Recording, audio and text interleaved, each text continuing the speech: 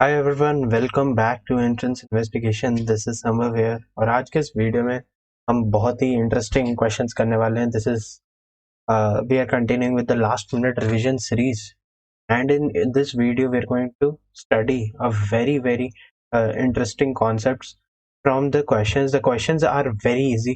I can surely say that you guys will be able to solve almost all the questions, I guess. But yes, the thing is that you guys will appreciate the concepts. बहुत ही interesting concepts हम लगाएंगे और हम खुद भी सीखेंगे। आप में बहुत सारे ऐसे कॉन्सेप्ट्स होते हैं हमारे IIT-JEE के करिकुलम में, जिसमें आप बहुत सारी चीज़ों को याद कर लेते हैं डायरेक्टली। आज आपको उसका लॉजिक भी बताया जाएगा इस वीडियो के माध्यम से, तो ध्यान से इस वीडियो को पूरा देखना है। एंड तक देखेंगे तो बहुत बेनिफिट होने वाला है एस्पिरेंट्स को। तो चलिए गाइस, वीडियो को स्टार्ट करते हैं। Let's start this video. तो चलिए सबसे पहले क्वेश्चन पे आते हैं। तो we have our first question.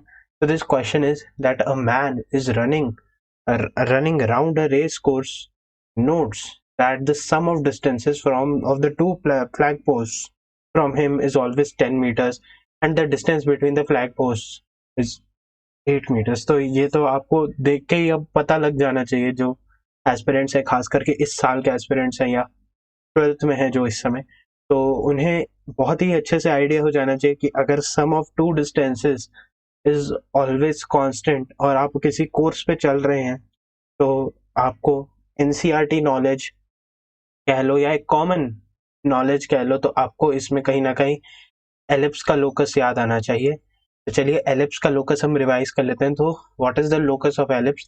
Locus of ellipse states that when we move around some fixed point, then the distance of the point from focus plus the distance of point from the secondary focus. तो यहाँ पर जब हमारे पास ये जो distance है, so let's say that distance is d1 and the other distance is d2, तो हमारे पास यहाँ पर दो डिस्टेंस है, तो एलिप्स के लोकस के हिसाब से I can say that d1 plus d2 the constant, यानी कि d1 और d2 का सम हमेशा कांस्टेंट रहने वाला है। ठीक है, और यहाँ पर भी distances of two flag posts from him is always 10 metres. मतलब अगर यहाँ पर कहीं दो फ्लैग पोस्ट हैं और यहाँ पर सम ऑफ डिस्टेंसेस, लेट्स से कोई पर्सन इस पॉइंट पे है, तो यहाँ पर इसका ये डिस्टेंस हो गया d1 और यहाँ पर इसका ये डिस्टेंस हो गया d2, और जब आप थोड़ा सा आगे जाएंगे तो d1 डैश बनेगा। लेट्स से हम यहाँ कहीं गए, लेट्स से d1 डैश, और यहाँ पर गए लेट्स से d2 डैश। ठीक है, तो आप देख सकते हैं कि जैसे जैसे हम ट्रैवर्स करेंगे ऐसे किसी पाथ पे, तो we will end up being at an ellipse.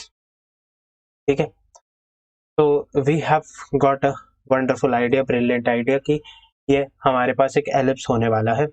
And our d1 plus d2 is equal to 2a. This has been proved by mathematicians earlier, so we don't need to get into that. But yes, d1 plus d2 is equal to 2a, and this has been given to us as 10, so 2a is equal to 10, so a is equal to 5 meters. This is our information that we get.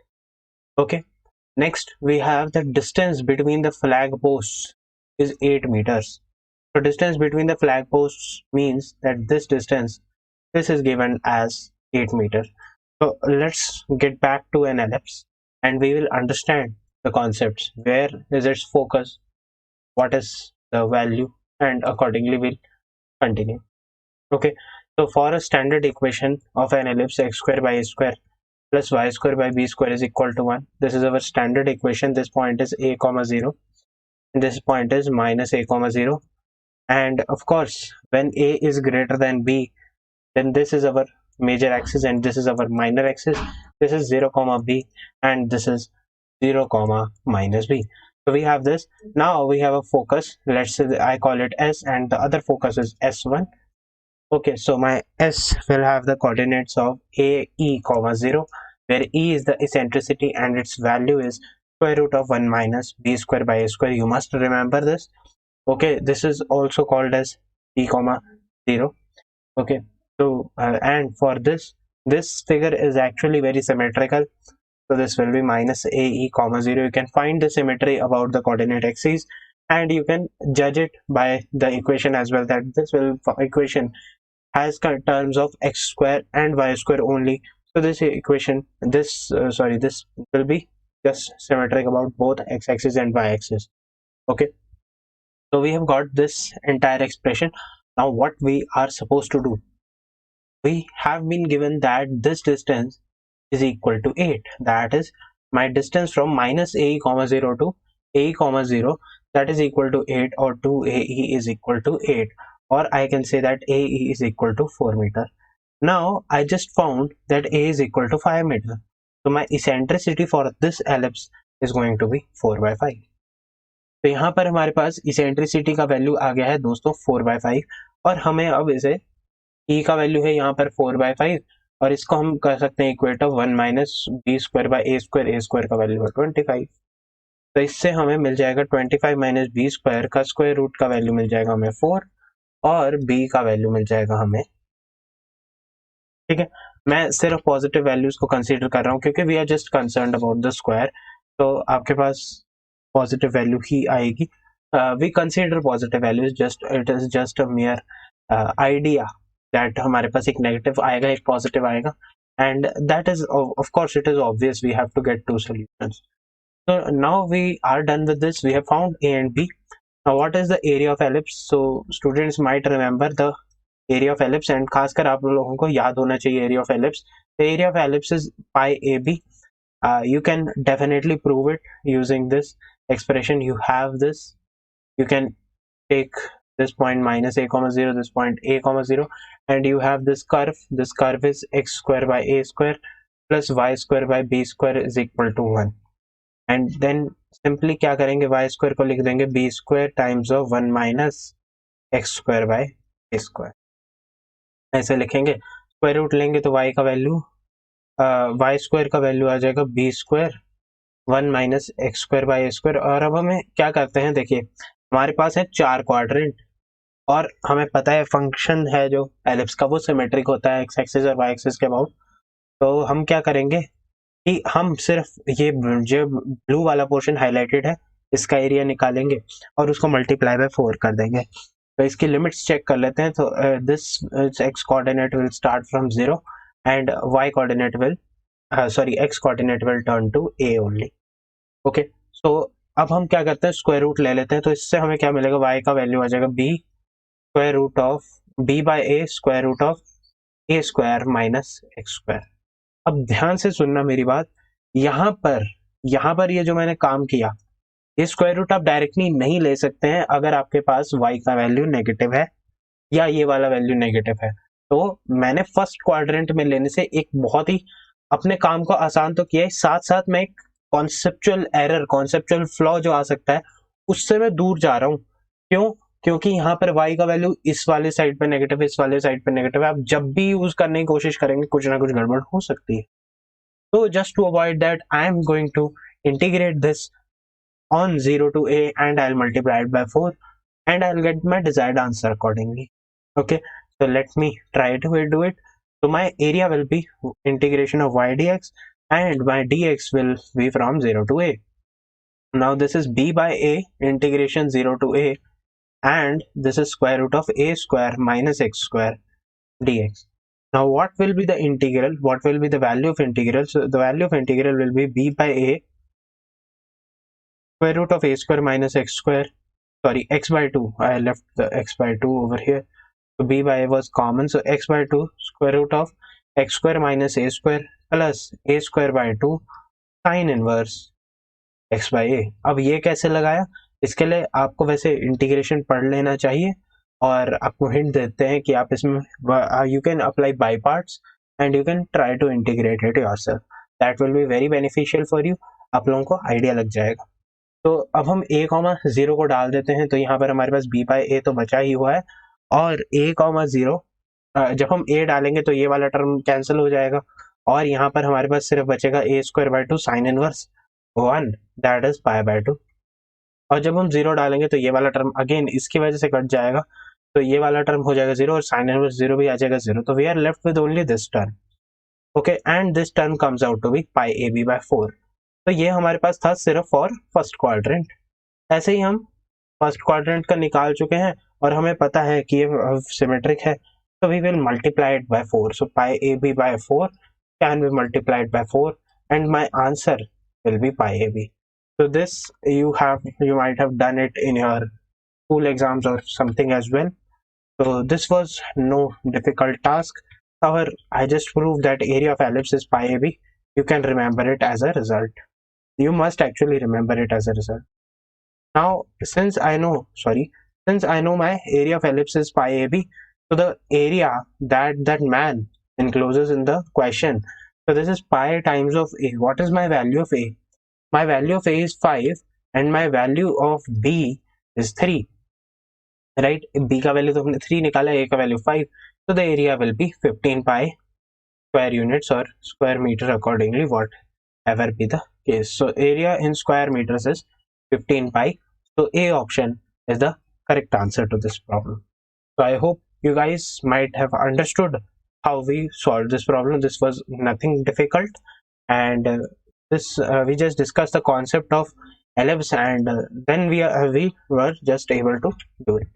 So this was our first problem, a very simple problem, nothing difficult. Just I discussed one or two topics that might have took time, but yes, for a quick revision, it is quite sufficient. Okay, so this is our second problem. So this problem states that there are two students who, while solving a quadratic equation in X, one copied the constant term incorrectly and got the roots as 3 and 2, while the other student copied the constant term and the coefficient of x square correctly as -6 and 1. So I have to find the correct roots of the equation. So let's try to understand किस problem में क्या दिया गया है. Let's say there are two persons A and B, और two students A and B. ठीक है, quadratic solve कर रहे थे, है ना.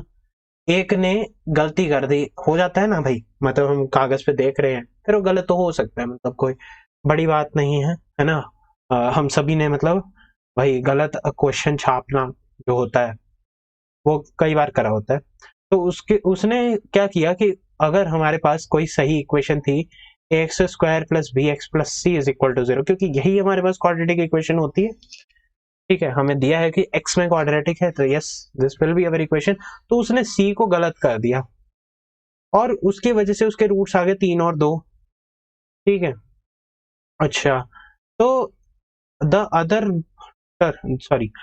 other copied the constant term and the coefficient of x square correctly as -6 and 1. ठीक है, तो दूसरा थोड़ा सा मतलब ध्यान से काम करता है. ठीक है, और आपको दूसरे की तरह बनना है भाई. गलत क्वेश्चन नहीं गलत छापना, आंसर गलत हो जाए वो चलो अलग बात है, पर क्वेश्चन गलत नहीं छापना. हालांकि आंसर भी गलत नहीं होना चाहिए. तो देखिए यहाँ पर ax square plus B X plus C equal to 0 है हमारे पास, और इसने क्या किया कि constant term and coefficient of X square correctly लिखे हैं. तो कांस्टेंट टर्म होगी -6, तो हम इसको कांस्टेंट टर्म को -6 लिख लेते हैं. अब यहाँ पर भी देखना कहीं बीच से पढ़ने लग जाएंगे, कोफिशिएंट ऑफ एक्स स्क्वायर -6 लिख देंगे, सारा झोल झमाटा है.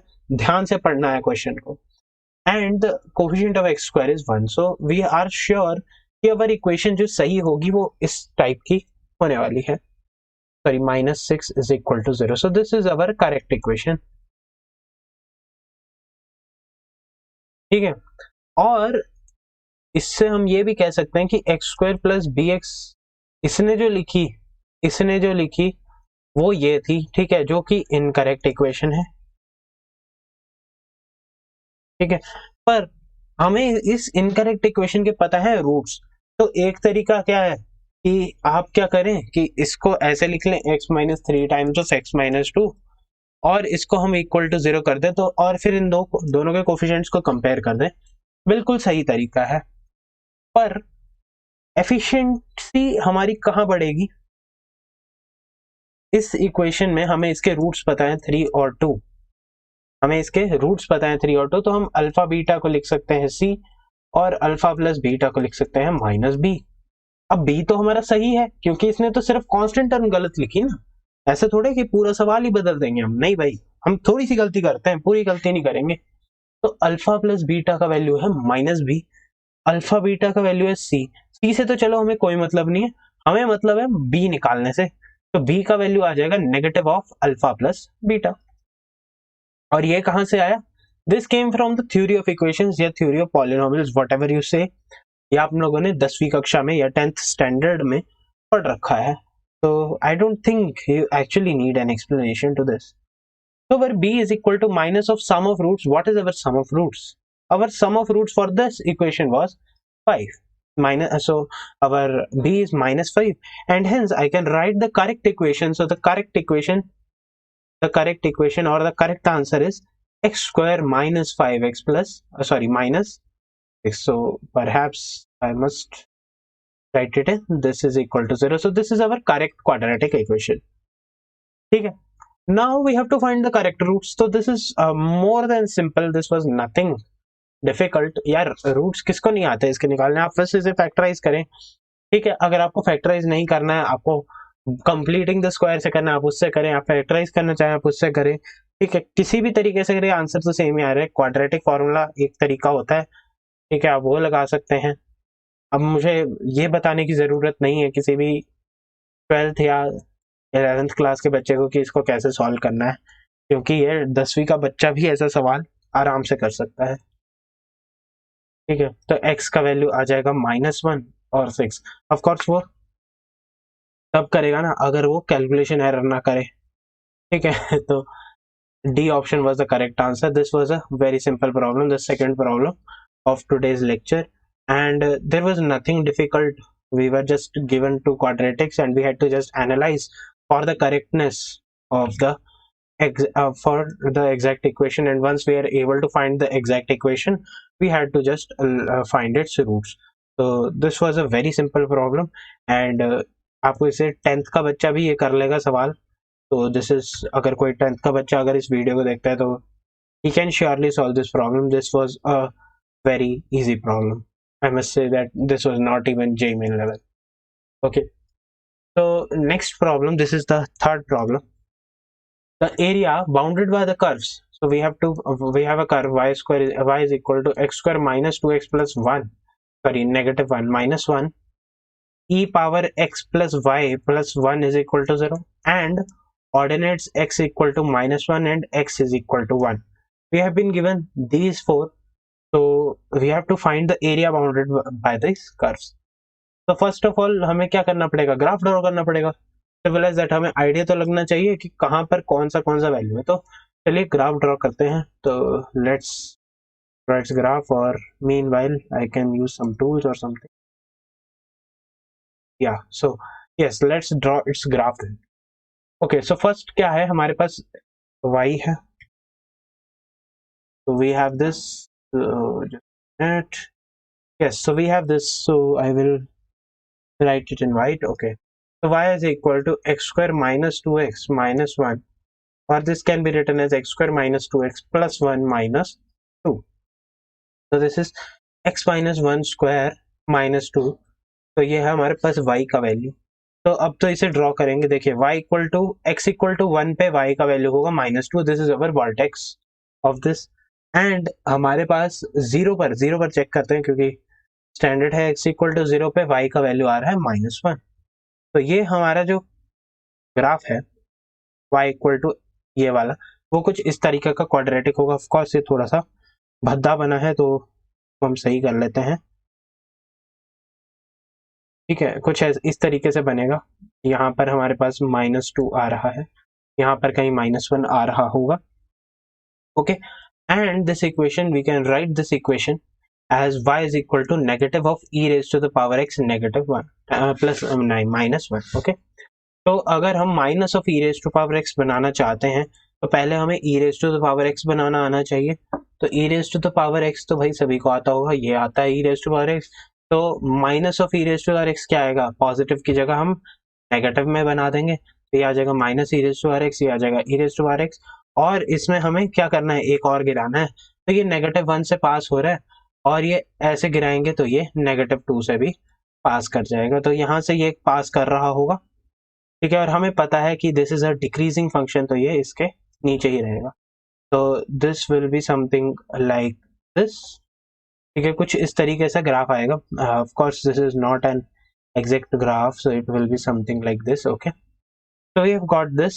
Now next what? Okay, इसके बाद हमारे पास, अच्छा यहाँ पे और कहाँ जीरो, यहाँ पर इसका वैल्यू जीरो कब होगा, जब इसका वैल्यू होगा 1 प्लस स्क्वायर रूट ऑफ 2. ठीक है, तो 1 प्लस स्क्वायर रूट ऑफ 2 या 1 minus square root of 2, so this is 1 minus square root of 2. Okay, just for your information, we are not concerned, not at all. Okay, so this is 1 minus square root of 2. Okay, तो यहाँ पर हमारे पास इसका value तो है 1 minus square root of 2 और इसका value है हमारे पास 1 प्लस स्क्वायर रूट ऑफ 2. ठीक है, तो ये हमारे पास वैल्यूज भी पता है हमें इनकी. अच्छा, ये क्या -1 से छोटा है क्या? नहीं, यहाँ से कहीं से -1 से ये आएगा -1 और यहाँ पर हमारा 1. अच्छा, 1 पर ये वैल्यू है यहाँ पर, तो हमें यहाँ तक ग्राफ देखना, तो थोड़ा नीचे तक ग्राफ जाएगा ये. हमें क्या करना है, हमें इस एरिया का वैल्यू निकालना है.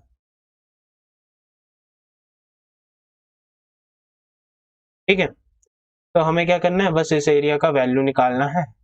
तो बहुत ही सिंपल है ये, तो भाई सभी कर लेंगे. देखिए, अगर आप इसका इंटीग्रल निकाल लें और आप अगर इसका इंटीग्रल निकाल लें तो the things will be very simple. ठीक है, ये हमारे पास दिया है x² माइनस 2x माइनस 1, इसका इंटीग्रेशन निकाल लेंगे.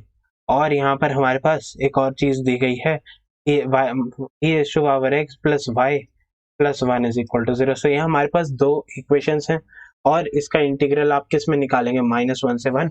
ऑफ कोर्स हमारे पास कोई चेंजेस नहीं आ रहे हैं कर्व में, तो हम डायरेक्टली इसको इंटीग्रेट भी कर सकते हैं.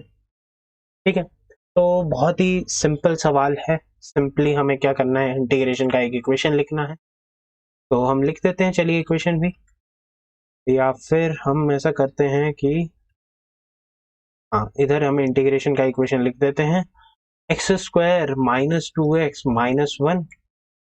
ठीक है, माइनस ऑफ, अच्छा हमें यहाँ पर y में ही देखो, y dx लिख रहे हैं ना, यहाँ पर dx minus integral of, okay, so we are considering it from -1 to 1 and this is also from -1 to 1. of course हमारे पास कोई changes नहीं आ रहे हैं, तो we can directly integrate it, so this is no big deal.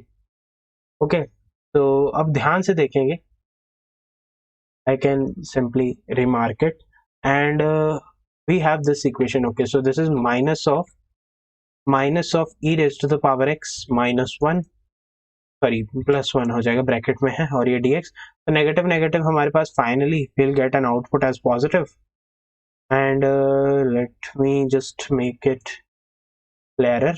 so this will give me a plus sign and this is my dx and second, yes, so we are done with this and yes, we can just simply integrate it now. so this is x cube by 3 from -1 to 1 minus 2x, this is odd, cancel 0 हो जाएगा. ठीक है, कोई फर्क नहीं पड़ता. और यहाँ पर -1 का हो गया x और ये -1 से 1. ऑफ कोर्स ये वहाँ पर भी हम इसे ट्वाइस लिख सकते थे, but still doesn't matter. e raised to x का integration will be e raised to x और 1 का इंटीग्रेशन हो जाएगा x. तो plus x from -1 to 1 and e raised to power x from -1 to 1. तो ये देखिए, पॉजिटिव और नेगेटिव फ्रंट हमने इधर ही कैंसिल कर दी है. So what we are left with is, this is perhaps I hope I have done everything correctly because I find that I have done it. okay, so let's see if I have done it correctly or not. so this is 1 by 3 minus of -1 by 3, so this is 2 by 3 and plus e raised to the power 1 minus 1 by e. so this will be e square plus 2e minus 3 upon 3e. let's see if we have an answer.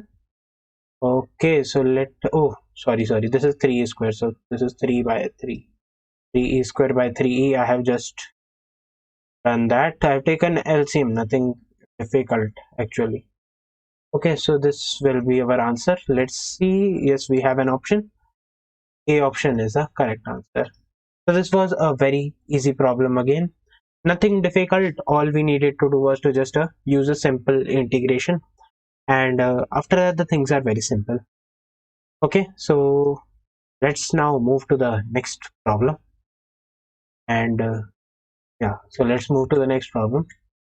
Okay, so we have the equation of tangent to this curve. So again, the thing is that you must be able to understand the nature of the curve, how the curve will move. ठीक है, अगर आपको ये समझ आ रहा है कि ये फंक्शन कैसा है, कर्व कैसा है, और तो उसके ऊपर मतलब आप एक्सपेरिमेंट्स कर सकते हैं. Calculus is all about understanding functions, understanding how they behave, understanding where the limiting points are there, where are the points of maxima, where are the points of minima. That is the actual application.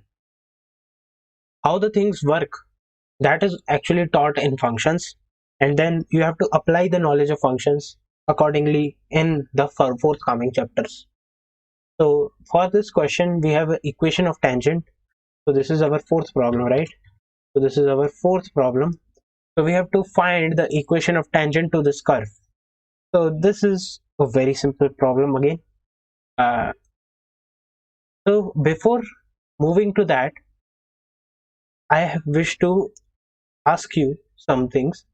Particularly, you guys must remember the concepts, because the concepts are actually very relevant, and that is what is my basic motive is, that you guys are able to understand the concepts. So does this satisfy this equation?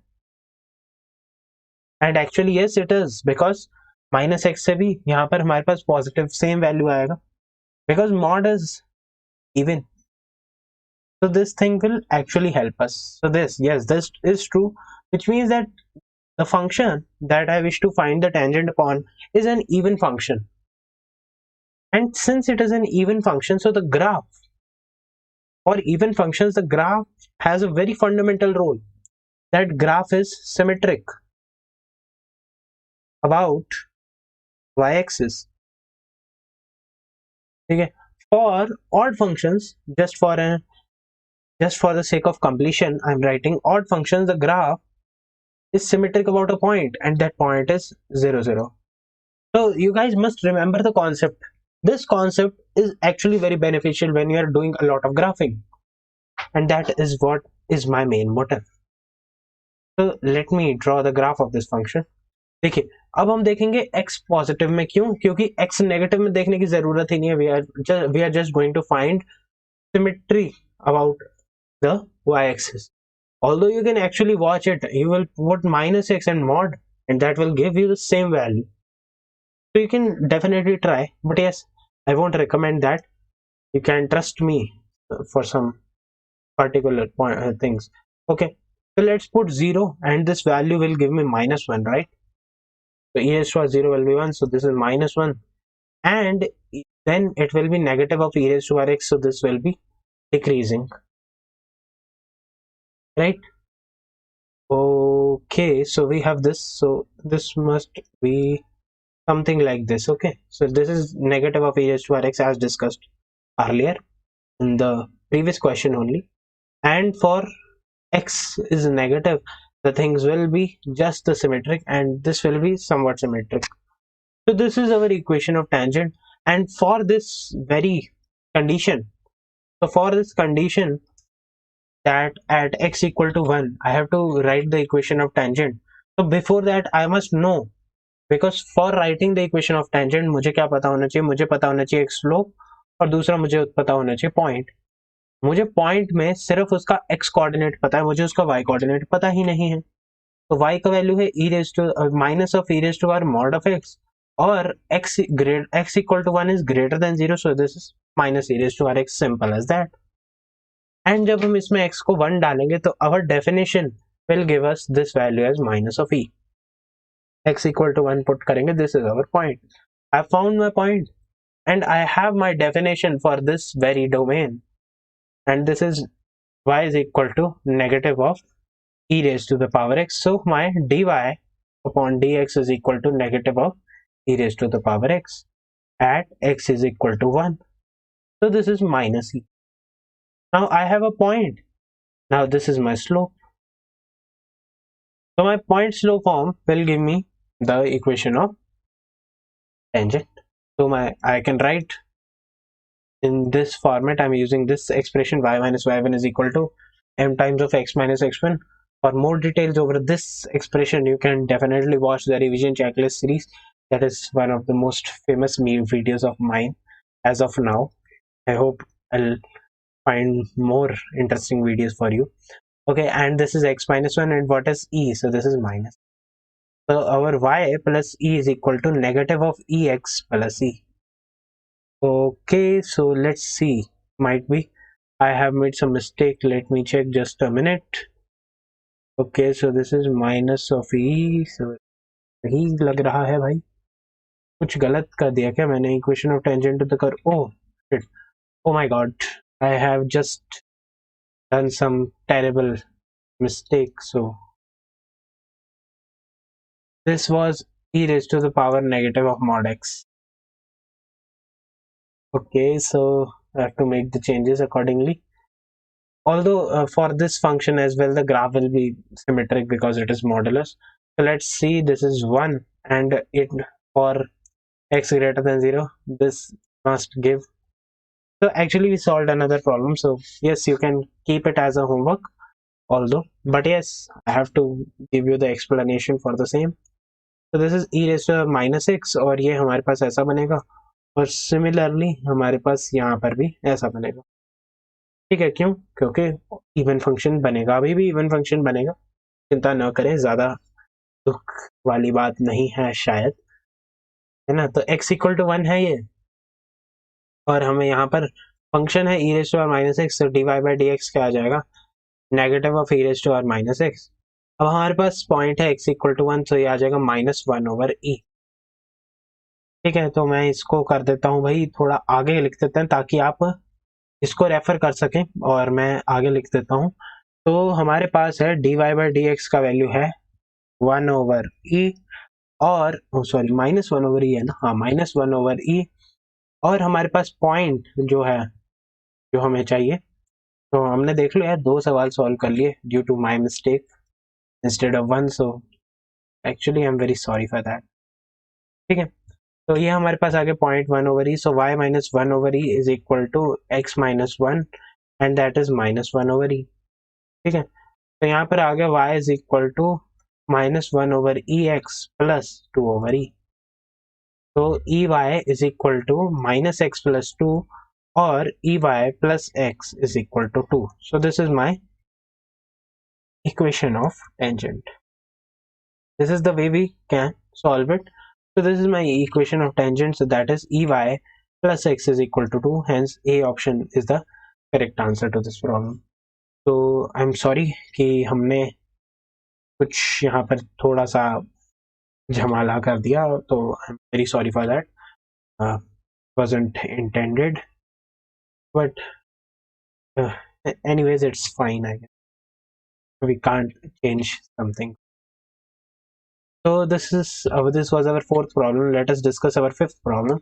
Now this problem has been asked in some other sense in your JEE examination earlier. So this problem is actually a very good problem, as it will demand some different conceptual knowledge. So let us try to solve it. So this is our integration f of x dx. हमें दिया गया है कि ये g of x होता है. ठीक है, I have to find the value of this f of x raised to power 6 dx. ठीक है, तो let us find its integral. तो इसको स्टार्ट कैसे करेंगे? देखो यहाँ पर हमारे पास फंक्शन के अंदर जब x होता है, तो यहाँ x के साथ dx वाली लिमिट है, तो x रेज़ टू पावर 6 के साथ dx वाली लिमिट ना हो, इसके लिए हमें थोड़े से हथकंडे अपनाने पड़ेंगे. तो ऐसा करते हैं, हम x रेज़ टू पावर 6 को for the time being we put it as t. तो 6 raise to the power 5 dx का वैल्यू आ जाएगा dt.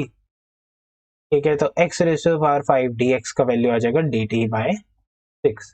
तो ठीक है, इसको इंटीग्रेट करते हैं, तो इसको हम लिख देते हैं x रेज़ टू पावर 11, और ये आ जाएगा f ऑफ t, और यहाँ पर आ जाएगा dx को लिख देते हैं dt बाय 6, और dt by 6 x raise to the power 5. तो x रेज़ टू पावर 5 और ये x रेज़ टू पावर 6, और यहाँ पर जो x रेज़ टू पावर 6 है, इसको हम वापस t लिख देते हैं. तो our integral reduces to 1 by 6 t dt, t f of t dt. This is my integral, और अब तो इसे सभी सॉल्व कर सकते हैं। तो we will apply the knowledge of by parts, ठीक है। तो this minus integration of differentiation of the first function and integration of the second function. So this will be my limit. Okay, so this will give me 1 by 6 times, what is t?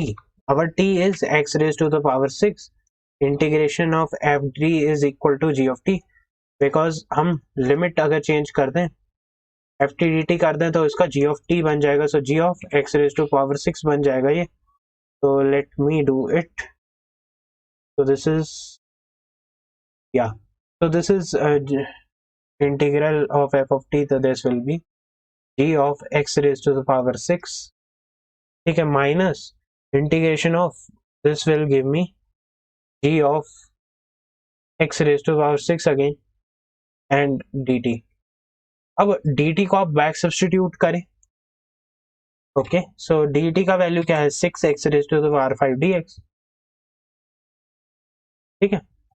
तो 6x raised to power 5 dx है, सो 1 by 6 x raised to power 6 g of x power 6 minus 1 by 6, and इसका 6 यहाँ पर है, तो 6x raised to the power 5 g of x raised to power 6 dx, this will be my value. Okay, so this must be my answer. Let us check, do we have an answer like that? Okay, so we have x raised to power 5। देखो यहाँ पर limit का क्या role है, limit का role, अच्छा ये तो पूरे से मल्टीप्लाई है, ये वाला तो वैसे ही नहीं है। अच्छा ये 1 by 6 ये सही है, और यहाँ पर ये सही है, ये सही है। B option seems to be correct, although you can check. But हाँ, यहाँ पर ये देखो इसका क्या रोल है, यहाँ पर डी टी रह जाए ना तो आपका आंसर गलत आ जाएगा, और वो गलत ऑप्शन इसमें तो नहीं है, नन ऑफ दिस है एक ऑप्शन, पर नहीं, यहाँ पर आपका आंसर गलत हो सकता है।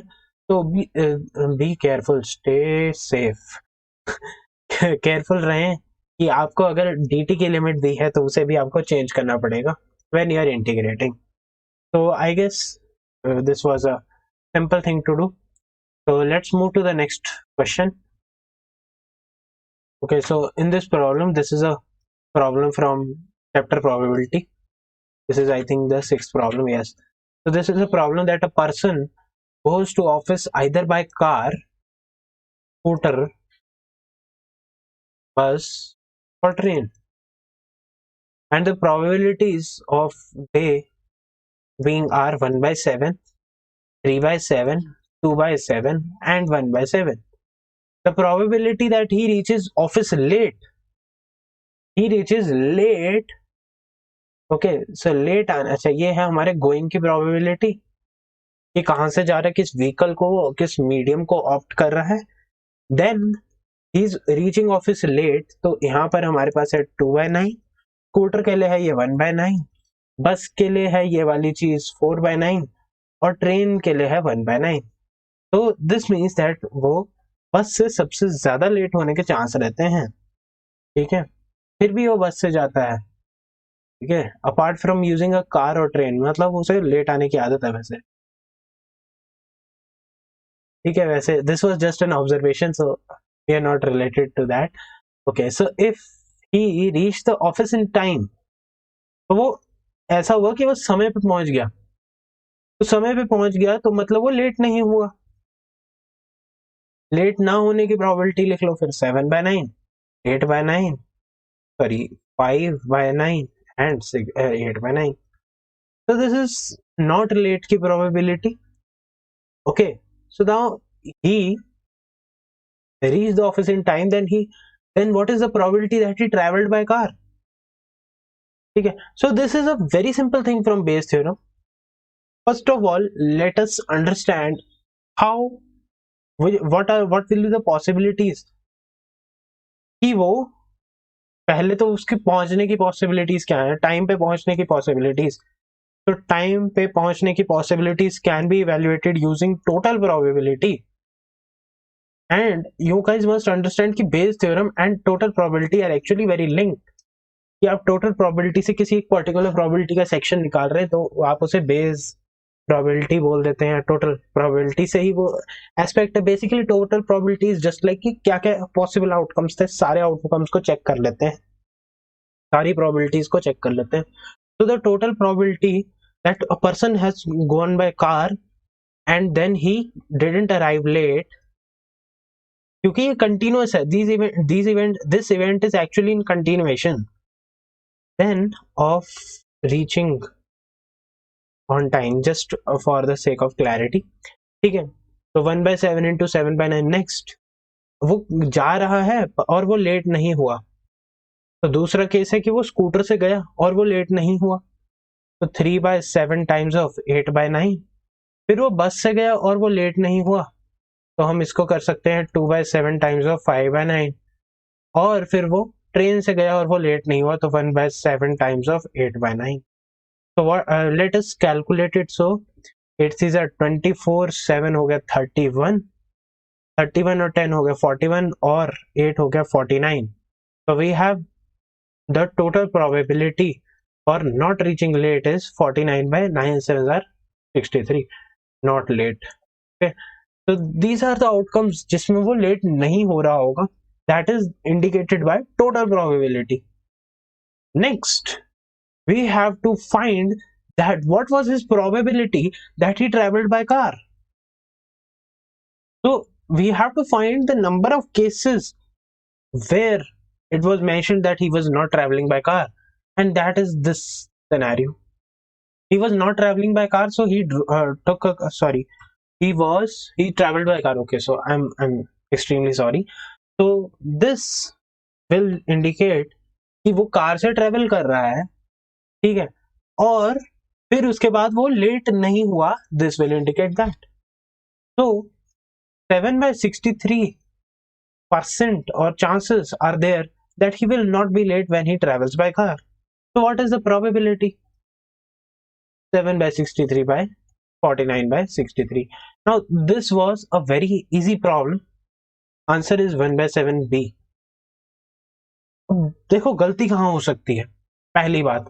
पहली गलती आपकी कहाँ हो सकती है. आप क्या करो कि ऐसी प्रोबेबिलिटी निकाल लेते हैं कि वो कार से ट्रेवल वो करा और वो लेट हो गया.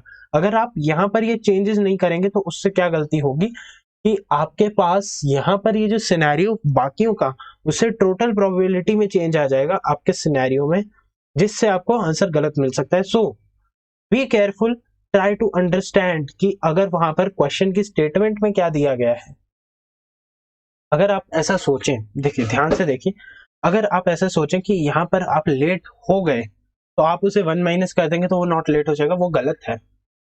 वो टोटल प्रोबेबिलिटी में नहीं चलता, वो स्टैंडर्ड प्रोबेबिलिटी में चलता है. This is conditional, this is not the same probability as it appears to be.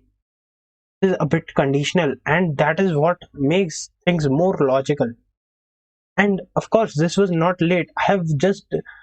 This was not just a difficult task. I had just done one thing. देखो क्या किया, I kept my events in continuation because the events are actually in continuation.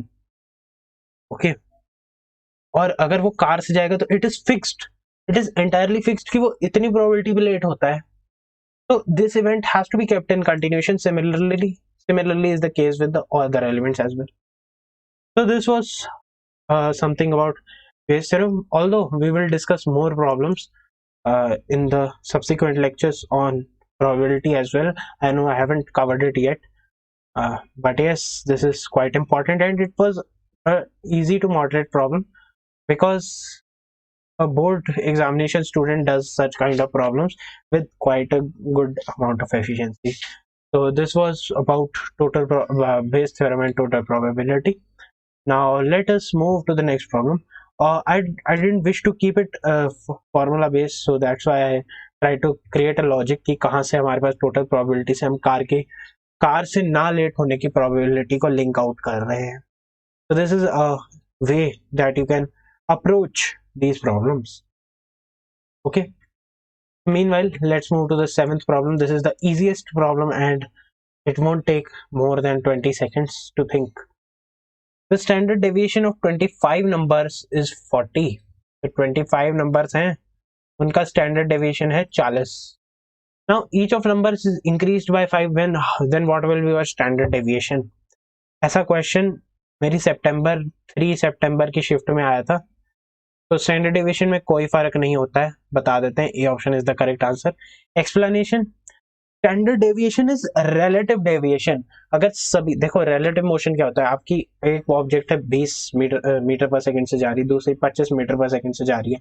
अगर आप इसकी speed 30 कर दें और इसकी स्पीड 25 कर दें, तो again relatively the effect will not be seen, although the individual effects can be seen, but the separation distance will actually still remain the same.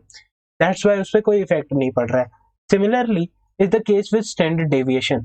आपका डेटा क्या था, आपका ऐसा कुछ डेटा था लेट्स से, ठीक है, और मतलब यहाँ पर हैवी डेटा है, यहाँ पर लाइट डेटा है, और थोड़ी देर बाद आपने क्या किया, हर एक पॉइंट को आपने बढ़ा दिया और इसके पैरेलल चल गया, तब भी इनका रिलेटिव डिस्टेंस, इनका इसका इससे, ठीक है, उस पर फर्क नहीं पड़ा। अगर आप क्या करते कि सिर्फ इस वाले पॉइंट को बढ़ा देते इतना, तो ये डिस्टेंस चेंज हो गया, this will create a heavy deviation, but and this will affect the standard deviation, but for now our case was that every number is equally increased by 5. So what will be the effect? The effect is seen that there will be no effect, so the standard deviation will remain the same, and that is 40. Great. Deviation समझ में आया, ठीक है, तो इस तरीके से करना था, this was easy. Now this is question number 8, another easy problem. मैंने अभी थोड़ी देर पहले ऑड फंक्शन इवन फंक्शन का ज्ञान दिया था, तो आप f of minus x evaluate करें, अगर वो f ऑफ x आ जाए तो वो इवन फंक्शन है, और अगर वो f ऑफ माइनस एक्स आ जाए तो वो ऑड फंक्शन होगा। तो चलिए ट्राई करते हैं। देखिए, हम लिखेंगे function f of x is equal to tan of x to the power 5 times of e to the power x cube times of signum of x to the power 7.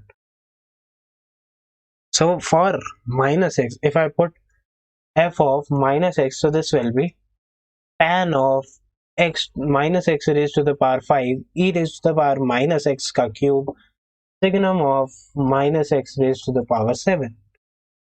So आप इस चीज को ध्यान से देखेंगे तो you can simply write कि ये वाली जो चीज है, this can be done and this can be understood that कि अगर x to the power 7 signum of x to the power 7 से हमें पॉजिटिव वैल्यू मिल रही है, तो यहाँ पर हमारा माइनस साइन है तो वो नेगेटिव वैल्यू, सॉरी मतलब वो माइनस साइन है तो वो पॉजिटिव नंबर को, अगर x to the power 7 positive है तो minus x to the power 7 negative होगा। और सिग्नम अकॉर्डिंगली क्या पॉजिटिव नेगेटिव को डिफरेंशिएट करता है, डिफरेंशिएट इन द सेंस कि 1 दे देगा पॉजिटिव को और -1 दे देगा नेगेटिव को, तो this will automatically change it's sign to negative in any scenario. अगर हमारे पास -1 आ रहा है तो वो +1 हो जाएगा, तो वो एक -1 से मल्टीप्लाई करवा रहा है, ठीक है। एंड -x³ का हमें पता है भाई, -x³ ऑड है तो यहाँ पर भी नेगेटिव आ जाएगा, एक एक्स्ट्रा नेगेटिव साइन आएगा, दोनों का मल्टीप्लिकेशन होगा, तो हमारे पास इवन नंबर ऑफ टाइम्स हमने किया तो e raise to the power, तो यहाँ वाले सेक्शन से तो हमें दिख रहा है कि ये फंक्शन क्या है, सॉरी इवन फंक्शन बन गया यहाँ तक का। तो अब इस वाले फंक्शन को देखते हैं, तो tan of -x raise to the power 5 है, तो ये हो जाएगा minus of tan x raise to the power 5 because tan x is odd, तो ये यहाँ पर x to the power 5 odd है और फिर tan, फिर यहाँ पर नेगेटिव आएगा पहले, फिर उसके बाद ये इधर आ जाएगा, तो यहाँ पर ये वाला आ गया ऑड, तो यहाँ वाला पूरा पोर्शन तो था ऑड, ठीक है, ऑड आ गया ना, क्यों, क्योंकि ये वाली चीज है f ऑफ x, यहाँ वाला जो टर्म है देखो, ये यहाँ से लेकर के यहाँ तक अगर हम इस नेगेटिव साइन को हटा दें और यहाँ लिख दें तो ये एक ऑड इवन फंक्शन है, और एक नेगेटिव साइन बाहर आ गया तो f ऑफ -x से वैल्यू आ जाएगा, sorry minus of f of x, तो ये इस सिनेरियो में आता है, तो इसीलिए ये फंक्शन क्या हो गया, ऑड फंक्शन हो गया, ऑड फंक्शन हो गया, B option was the correct answer. बहुत ही सिंपल क्वेश्चन था और आई होप सभी ने कर लिया हो। Okay, now this is the 9th problem, yes, so this is our 9th problem, I'll write this here. Okay, so this is our 9th problem. F of x is a real valued function such that f of x plus 6 minus f of x plus 3 plus f of x is equal to 0. So this is somewhat then the period of f of x. So this is a the topic is of course finding the period of function. Let's try to understand it. तो f of x plus 6 plus f of x का value क्या है हमारे पास, f of x plus 3. हमारे पास period of function से हम कह सकते हैं कि अगर कोई फंक्शन पीरियोडिक है with the time period t, then f of x plus t is equal to f of x. ये होता है इसका relation, and let us try to make something out of this relation. तो हम क्या कर सकते हैं, चलिए सोचते हैं. देखिए, अगर हम ऐसा कुछ करें कि इसमें हम कर दें x की जगह x plus 3, क्योंकि हमें कुछ ट्रांसफॉर्मेशंस करनी पड़ेंगी ताकि हम इतने वेरिएबल से एलिमिनेट कर लें कि हमारे पास ये फाइनली इस जैसे फॉर्मेट में आ जाए. तो x को हमने कर लिया x plus 3, तो ये आ जाएगा f of x plus 9 plus f of x plus 3 is equal to f of x plus 6. ये हमारी फर्स्ट इक्वेशन थी, हमारी सेकंड इक्वेशन थी. तो ऐसा करते हैं, हम ऐड कर लेते हैं इन दोनों इक्वेशंस को. तो इससे क्या होगा, f of x plus 6 plus f of x plus f of x plus 9 plus f of x plus 3 is equal to f of x plus 3 plus f of x plus. आ गया ये, ठीक है. अब देखते हैं कॉमन टर्म्स कौन सी हैं. x plus 3 से x plus 3 गया, x plus 6 से x plus 6 गया. So what we are left with is f of x plus f of x plus 9. इसका वैल्यू क्या हो गया, 0. ठीक है. तो इससे हमें मिल गया कि f of x का वैल्यू है negative of f of x plus 9. पर हमारे पास यहाँ पर एक कुछ नेगेटिव नेगेटिव तो आना नहीं चाहिए था, फिर अभी तो आ गया. अब ये हथकंडा क्या लगा सकते हैं कि हम इससे नेगेटिव वाला हटा दें. तो ऐसा करते हैं हम कि x में हम एक और बार x plus 9 जोड़ते हैं और देखते हैं कि क्या फर्क पड़ता है. तो हम f of x plus 9 plus f of x plus 18 करें और इसका वैल्यू इक्वल टू 0 करें, और हम ये इक्वेशन ले 1 और ये इक्वेशन ले 2, और इससे अब ध्यान से देखना, इससे अब हम क्या करें, 1 minus 2 कर दें, तो हमारे पास f of x plus, अब सब कुछ दिमाग का खेल है भाई, प्रैक्टिस से आ जाएगा, ऐसे नहीं आएगा, प्रैक्टिस से आ जाएगा. पर जब आप पीरियोडिक फंक्शन के 15-20 सवाल कर लेंगे, आपको बहुत आराम से आ जाएगा. एक मैंने करा दिया, 19 आप कर लेना. तो f of x minus f of x plus 18 is equal to 0 आ गया, यानी कि f of x का वैल्यू is equal to f of x plus 18. ये कहाँ चला गया, सारा डाटा चला गया है, तो मुझे दोबारा करना पड़ेगा. चलो फटाफट लिख देते हैं. f of x plus f of x plus 9 से हमारे पास इसका वैल्यू आ रहा था 0. f of x का वैल्यू आ गया negative of f of x plus 9.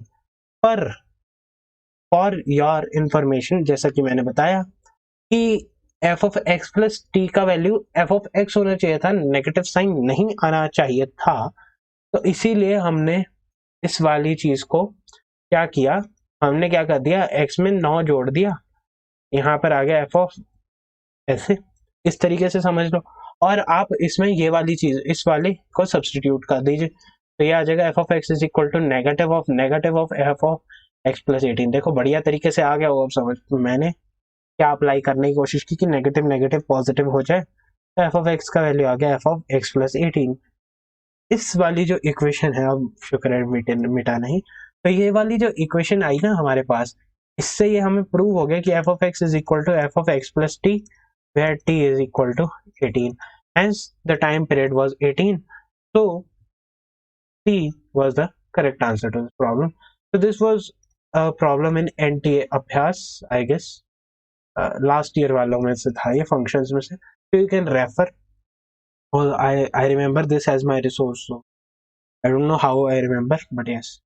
And this was NTA Abhyas का question. So this was a simple problem, nothing difficult in it. Okay, but yes, period of function आप revise कर लीजिएगा, इससे आपका idea लग जाएगा आपको. So this question number 10, this is the final problem of the day, and this is a very very interesting problem, not because of its nature, because this is a very easy problem in that perspective, but yes, what I will show you, nobody would have ever shown you.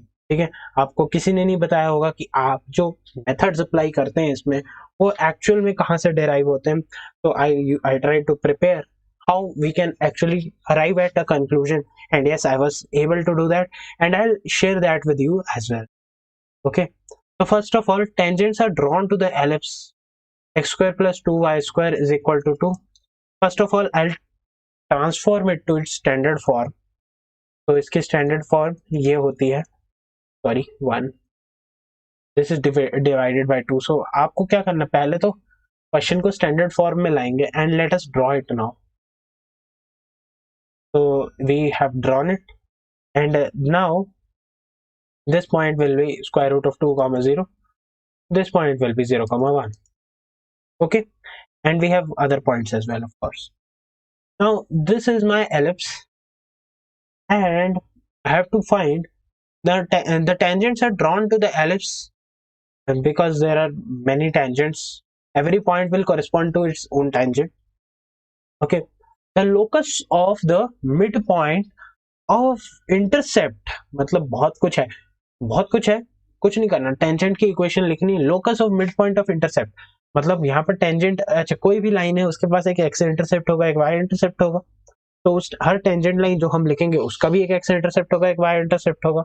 तो हम tangent line का equation जब हम directly लिखेंगे, ठीक है, तो फिर उसके बाद हम क्या करेंगे कि उसमें एक्स इंटरसेप्ट को निकाल लेंगे, वाई इंटरसेप्ट को निकाल लेंगे, फिर हमें उनके पॉइंट्स, उसके कोरिस्पॉन्डिंग पॉइंट्स मिल जाएंगे, इंटरसेप्ट की इक्वेशन मिल जाएगी, क्योंकि वो लाइन की इक्वेशन होगी। तो हमें क्या देखना है, उसका जो इंटरसेप्ट बना होगा उसका हमारा मिड पॉइंट कहाँ है, और हम बस उस मिड पॉइंट का एक जनरल पॉइंट निकाल लेंगे। हम क्या करेंगे, एलिप्स का जनरल पॉइंट लेंगे और उसके ऊपर इक्वेशन लिख देंगे, ठीक है। अब हम उसके कोरिस्पॉन्डिंग टेंजेंट की इक्वेशन लिख चुके होंगे इतने में, और फिर हम क्या करेंगे कि उसका इंटरसेप्ट के पॉइंट्स, एंड पॉइंट्स देख लेंगे और उसका मिड पॉइंट देख लेंगे, और फिर उस मिड पॉइंट से we would be able to reach the general point of the required locus, ठीक है। और जैसे ही हम उस सिनेरियो में पहुंचेंगे, we would be able to appreciate the fact that we are actually done, because हमने निकाल लिया उसका जनरल पॉइंट। अब जनरल पॉइंट से हम कोई भी कर्व निकाल सकते हैं, ठीक है, and then we have this problem. तो चलिए स्टार्ट करते हैं इस प्रॉब्लम को। सबसे पहले let us try to write the equation of ellipse, of tangent to an ellipse.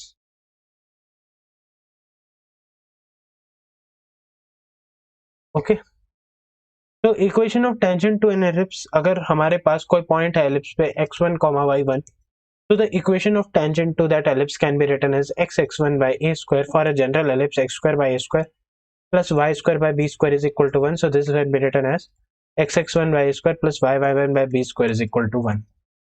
And this format is बहुत ही कॉमन है, ये t इक्वल टू 0 कहा जाता है, ठीक है।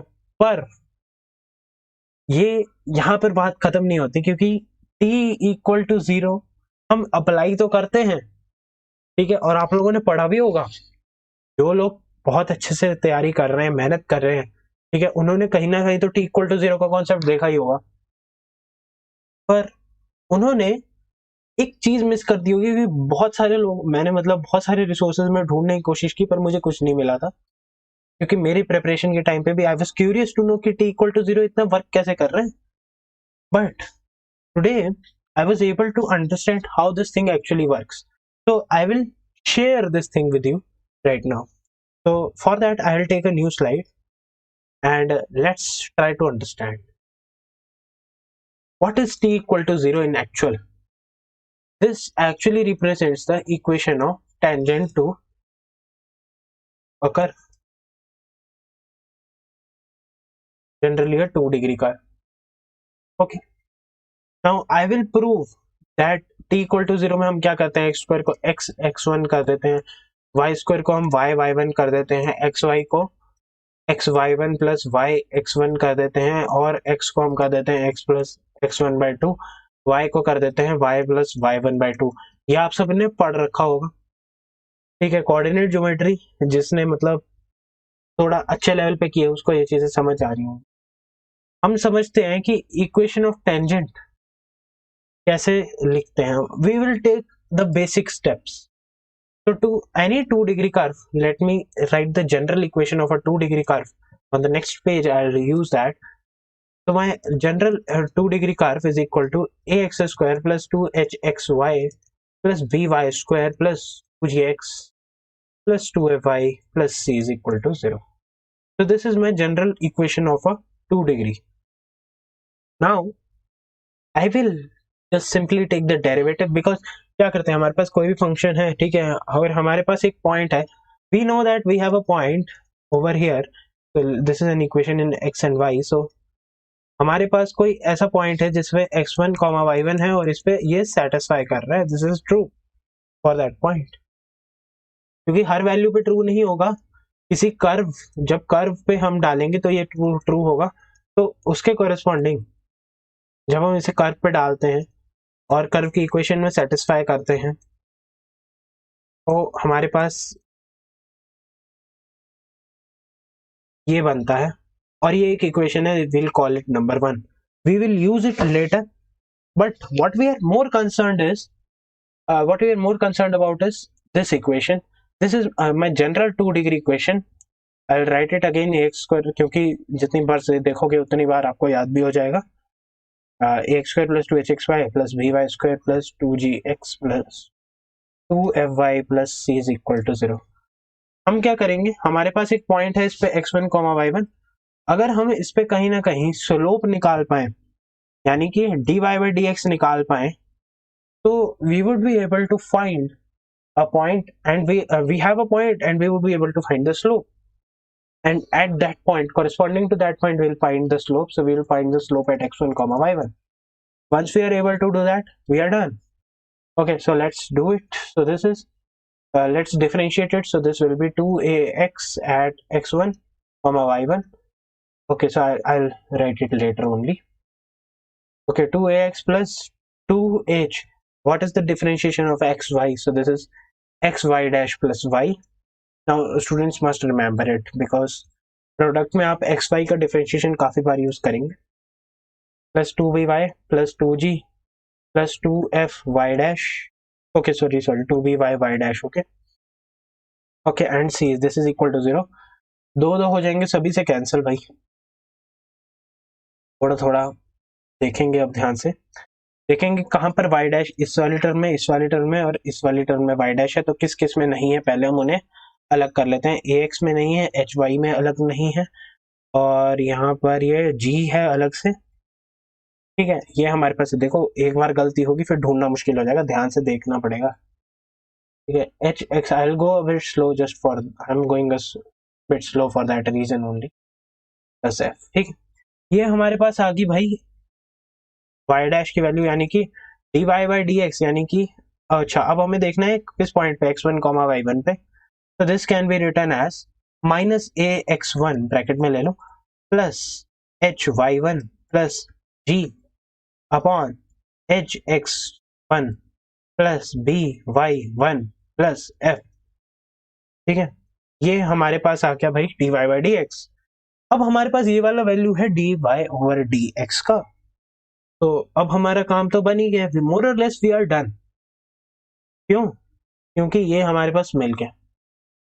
अब हमारे पास एक पॉइंट है, तो हम उससे हम लिख सकते हैं कि अगर हम उसमें ये डालें negative of ax1 plus hy1 plus g over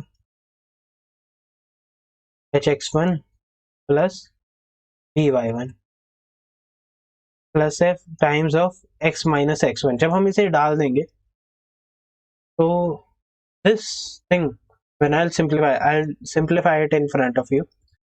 ठीक है, इसको हम ऐसे कर लेते हैं प्लस by1 प्लस f. ठीक है, ये आ गया plus ax1 plus hy1 plus g times of x minus x1. Of course ये वाली चीज नॉन जीरो आ जाएगी अपने आप, बिकॉज अदरवाइज टेंजेंट हमारे पास डिफाइंड ही नहीं होगा, कुछ ऐसा सिनेरियो बनेगा. But we are not concerned with that, we are just looking for t equal to 0. How did we interpret it? But before that we have to find the equation of tangent using the general method, and how that will redirect us to the original t equal to 0. I will show you that. Okay, So that is my entire motive for this thing, for this exercise entirely. तो यहाँ पर हमारे पास आ गया hx1y plus by1. I'm just using the standard multiplication, nothing hy-fi. hy1 x1 minus by1 square minus fy1, अब इधर भी वही करना है, plus ax1 minus ax1 square plus hxy1 minus hy1 x1. Okay ये आ गया. अच्छा ठीक है, प्लस dx, भाई मैं वापस नहीं लिख सकता, इज इक्वल टू 0. मैं इसे कॉपी करूंगा यार, ठीक है. आई एम सॉरी बट ये बहुत लंबा इक्वेशन है तो I can't simply, I prefer copy it. ठीक है, ये हमारे पास आ गया ना इक्वेशन, तो यहाँ पर आ गया है. Let us transform it.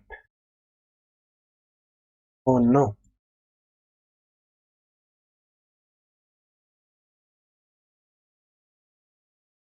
Okay. So yes, this is our equation. ठीक है, हमारे पास है ये इक्वेशन. अब हमें है इससे काम, क्या काम है, हमें चेक करना है कि क्या ये इक्वेशन t इक्वल टू 0 के बराबर है. तो for that I have to write the t equal to 0 for ax square plus 2hxy प्लस by square plus 2gx plus 2fy plus c equal to 0. तो उसके लिए I can write the this as this because I have discussed it already. xy1 plus yx1 लिख देंगे इसे. ठीक है, यहाँ पर 2xy को लिखा जाता है ना, इस चीज का ध्यान रख. ठीक है, xy1 प्लस yx1, ठीक है, प्लस by स्क्वायर को लिख देंगे हम by1. 2gx को लिख देंगे x प्लस x1, g को लिख देंगे x, सॉरी 2x को लिख देंगे x प्लस x1 और 2y को लिख देंगे y plus y1 plus c. ठीक है, let us just fastly simplify it. hy1x plus hx1y plus by1 plus gx1 plus fy plus fy1 plus c is equal to 0. ठीक है, ये हमारी इक्वेशन है t equal to 0 for a general quadratic. ठीक है, nobody does this exercise. I frankly tell you, nobody does this exercise of doing this much, but I'm doing just for the sake of clarity for you guys. ठीक है, तो ये हमारे पास बनेगा. अब हमें इसको करना है भाई, देखो सबसे पहले ये भी हमें कंपेयर करना है. तो हम कंपेयर टर्म्स को अलग अलग करते हैं. तो ax(x1) hy1x hx1y, अच्छा hy1x बन गया, hx1y बन गया. ठीक है, by1 बन गया. अच्छा gx बना, gx बन गया. gx1 बना, gx1 बना क्या, gx1 भी बन गया भाई. ठीक है, बहुत सही. fy बना. अच्छा ध्यान रखना, अभी इसमें बताऊं क्या दिक्कत है, इसमें भी एक थोड़ी सी दिक्कत है. ये जो gx1 बना है ना, ये नेगेटिव में बना है, तो I will just clear that, just give me a moment. fy बना होगा आपके पास, fy बना होगा, fy बना होगा, fy बना है.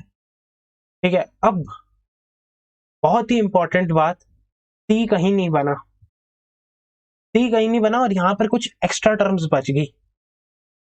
तो आप लोग एक बात समझें, क्या समझेंगे कि भाई हमने एक इक्वेशन छोड़ दी थी ये, और ये इक्वेशन बहुत इंपॉर्टेंट है अपने में. इसकी इंपॉर्टेंस है कि इस वाली इक्वेशन में हमारे पास c नहीं बनता है, इस वाली इक्वेशन में हमारे पास c बनता है, तो हमारे पास डायरेक्ट रिजल्ट बन के आता है. ठीक है, इधर हमें मैनिपुलेट करके डायरेक्ट रिजल्ट पे पहुंचेंगे हम. तो ये वाला process of course time consuming है, आपको दिख रहा है, मुझे भी टाइम लग रहा है. और ये बहुत ही इंटरेस्टिंग चीज है कि इससे भी आपको यही वैल्यू मिलेगा. ठीक है, जब आप इसे सिंप्लीफाई करेंगे और c का वैल्यू इधर से उठाएंगे, तो c का वैल्यू आ जाएगा negative of this ax1 plus 2hx1y1 प्लस by1 square plus 2gx1 plus 2f(y1) plus c is equal to this. ठीक है, ये हमारे पास ये इक्वेशन बनेगा। जब आप इसे पुट करेंगे, इसमें पुट कर देना c को ना, तो आप अपने आप देखेंगे कि देखो जैसे यहाँ पर एक नेगेटिव में gx1 आया, क्यों नेगेटिव में आया, उधर तो पॉजिटिव में आ रहा था। मैंने कहा यहाँ पर एक gx1 बना हुआ है और यहाँ से -2gx1 आएगा ये नेगेटिव के साथ, तो जब वो ऐड होंगे ये वाला टर्म कॉमन आ जाएगा। सिमिलरली by1 स्क्वायर में आपको ये दिखेगा, और ऐसे करते करते आप देखेंगे कि यहाँ पर ये 2hx1 ये वाला टर्म है, ये जनरेट नहीं हो रहा था, ये जनरेट हो जाएगा उसमें। तो इससे क्या फायदा हो रहा है? इससे फायदा ये हो रहा है कि हमारा जो टर्म जनरेट नहीं हो रहे थे वो भी फाइनल इक्वेशन यहाँ पर जनरेट होके दिखेंगे। तो this is the way how t equal to 0 is actually very helpful in understanding the things। ठीक है, सो आई होप आप लोगों को t equal to 0 का कॉन्सेप्ट समझ आ गया होगा। ठीक है, और आप हमेशा अब t equal to 0 ही लगाना। ठीक है, ये इतना सारा तामझाम जस्ट फॉर योर अंडरस्टैंडिंग था। ठीक है, this is not in your curriculum, not at all, this is not at all required, but yes, I discussed it for some satisfaction of students। okay, that they understand that this is not an ordinary thing to do, this demands thinking, logical thinking। I did nothing, I just used some of my things and then continued। okay, so meanwhile let's continue with the solution of this problem। so we were discussing about this। okay, so हमने यहाँ पर directly t equal to 0 से ये चीज लिखी। अब x1 को हम लिख सकते हैं स्क्वायर रूट ऑफ 2 cos थीटा और y1 को लिख सकते हैं sin थीटा। Now how can I write it? Because my a here is square root of 2 and b here is 1, I can simply write my general point on the ellipse as a cos theta comma b sin theta। Once I am doing that, I am able to find this expression, and this is a cos theta, so this will be x cos theta by a, that is square root of 2, and this is b sin theta, so this is y sin theta by 1 is equal to 1। this is my equation of tangent, now let us check what are its x intercept and y intercept respectively। so my x intercept, let me draw it। okay, so this is something I have to find the value of a comma 0, 0 comma b, this point will be a by 2 comma b by 2, I have to find the locus of a by 2 and b by 2, or a by 2 comma b by 2। so what will be my value of a? my value of ab will be x by a plus y by b is equal to 1। ठीक है, ये इस equation के corresponding है। So compare करेंगे तो a का value आ जाएगा square root of 2 by cos थीटा और b का वैल्यू आ जाएगा 1 over sin थीटा। ठीक है, तो our required locus is x comma y for a by 2 comma b by 2। this is just a notation कि हमें a by 2 comma b by 2 के लिए x comma y के अंदर एक रिलेशन चाहिए। so this is a by 2, that is square root of 2 by 2 cos theta comma 1 by 2 sin theta। ठीक है, so this is my x comma y, so my x is equal to 1 by square root of 2 cos theta and my y is 1 by 2 sin theta। ठीक है, so my sin theta becomes 1 by 2y and my cos theta becomes 1 by square root of 2x। what I can do, I can simply use this relation that cos square theta plus sin square theta is equal to 1। I can put the value of cos theta as 1 by square root of 2x and I can square it, and for sin theta I can put 1 by 2y and square it, and I'm done। so this is 1 by 4y square and 1 by 2x square। so my 1 by 2x square plus 1 by 4y square is equal to 1। this is my equation of required locus, or I can say that this is just my required locus। okay, so this is my required locus, 1 by 2x square plus 1 by 4y square is equal to 1, hence C option was the correct answer to this problem। this was a very interesting problem, and this became interesting not because of its own versatile nature, but because of the fact that I explained t equal to 0, I hope you like this session, you like this explanation for t equal to 0, and I hope that you guys will appreciate by hitting the like button, share and subscribe my channel for more such videos. Thank you everyone for watching this video. Stay happy, stay safe, keep watching my channel Entrance Investigation for more such videos. Good luck everyone, have a great time ahead. Bye.